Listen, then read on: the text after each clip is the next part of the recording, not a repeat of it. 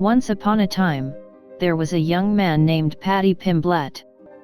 Paddy was a talented athlete who dreamed of becoming a professional fighter. He trained hard every day, pushing himself to the limit to become stronger and faster. Despite his passion and dedication to his sport, Paddy struggled with his mental health. He often felt anxious and depressed, and found it hard to cope with the pressures of his training and the expectations of his fans. One day, Paddy suffered a serious injury that left him unable to train for several months.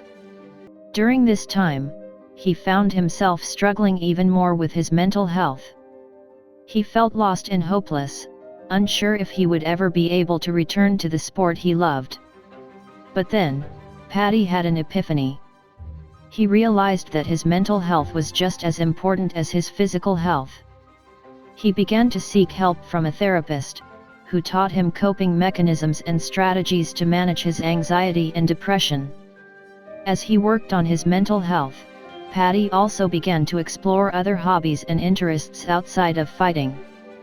He discovered a love for painting and writing, and started to share his creative works with the world. With time, Paddy's injury healed, and he was able to return to training with a renewed sense of purpose and balance.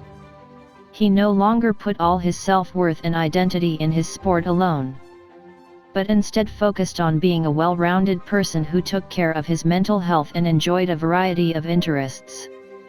Paddy's success in the ring was undeniable, but his greatest achievement was learning to prioritize his mental health and find happiness and fulfillment beyond his athletic pursuits.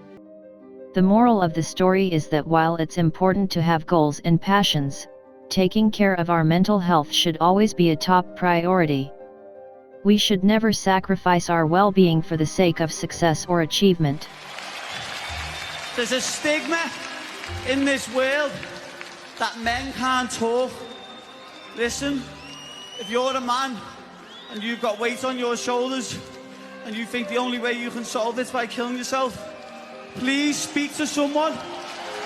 Speak to anyone.